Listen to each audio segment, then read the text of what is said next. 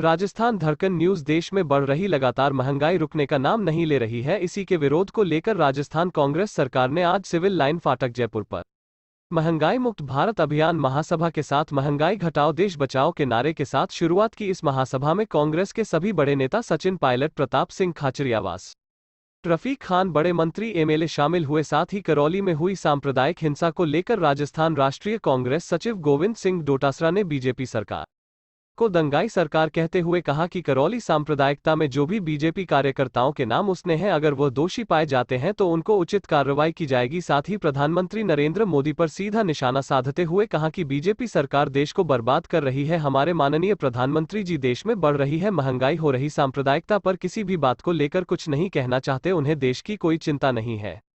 लड़ना है तो ताकत से लड़ो। फिर कह रहा हूं, आवाज दो, हम एक हैं। आवाज दो।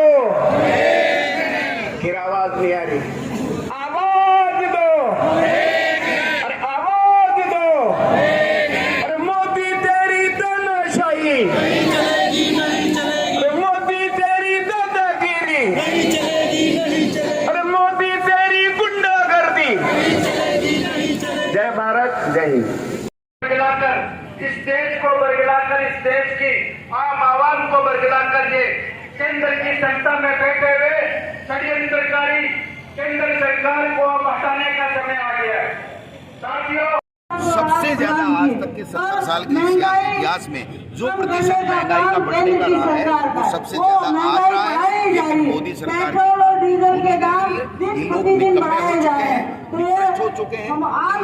जनता के मुद्दों से कोई परवाह नहीं है। धार्मिक उन्माद फैलाना फितरत में है और धार्मिक उन्माद फैला करके और कभी कश्मीर का मुद्दा लाते हैं, कभी हिजाज का मुद्दा लाते हैं, कभी राम मंदिर का मुद्दा लाते हैं, कभी मस्जिद का मुद्दा लाते हैं, कभी पाकिस्तान का मुद्दा लाते हैं, कभी हिंदुस्तान का मुद्दा लाते हैं। आज तक देश के प्रधानमंत्री ने एक दिन भी ये नहीं बोला कि ये महंगाई बढ़ रही है, इससे आम व्यक्ति पिछड़ा है। इसके लिए मैं ये और जब भी किसी से चर्चा करते हैं तो देश के प्रधानमंत्री केवल यही चर्चा करते हैं कि हमको हमारे एजेंडे पे 24 घंटे चुनावी मोड में रहना है।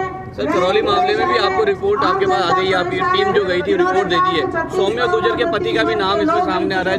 जो भी दोषी होगा उसको सजा मिलनी चाहिए, कड़ी से कड़ी सजा मिले, ये हम सरकार को कहना चाहिए। सर, पुलिस प्रशासन से भी चूक मोटा मोटी सभी से बात हो चुकी है। जो मामला हुआ उसमें सबसे पहले तो वहाँ जब प्रशासन ने परमिशन दी उसमें थोड़ी सी त्रुटियां रही। रूट गलत सेलेक्ट हुआ। पिछले काफी सालों से वहाँ इस तरह के जुलूस नहीं निकल रहे हैं। फिर घटना कुछ इस तरीके से हुई कि जुलूस निकला और जुलूस में कुछ लोगों ने वेपन ले लिया हाथ में और एक उत्तेजित माहौल, उत्तेजना भरा माहौल और नारे लगाना और कुछ गाने ऐतराज वाले कुछ गाने लगाए। उससे वहाँ माहौल उत्तेजित हो गया, आक्रोशित हो गया और कुछ लोगों ने पत्थरबाजी की। पत्थरबाजी कर दी। उसके तुरंत बाद में पुलिस ने कंट्रोल किया। चूंकि फोर्स पर्याप्त नहीं थी तो उसके बाद में एक काफी बड़े पैमाने पे आगजनी हुई। तो हर बात की जांच की जा रही है। अभी हमारा जो पहला मकसद है वो ये है कि कैसे वहाँ पर वापस से पीस एस्टेब्लिश हो। और मैं भारतीय जनता पार्टी के नेताओं से अपील करना चाहता हूँ कि सांप्रदायिक माहौल बिगाड़ने की कोशिश नहीं करें, गंगा जमनी तहजीब को बिगाड़ने की कोशिश नहीं करें।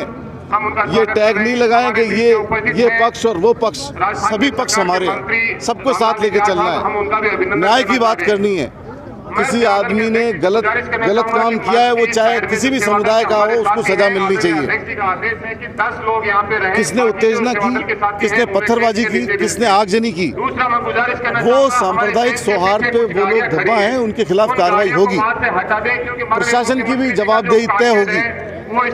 प्रशासन के अंदर जहाँ चूक हुई प्रशासनिक स्तर पे या पुलिस के स्तर पे, उसकी भी जांच होगी।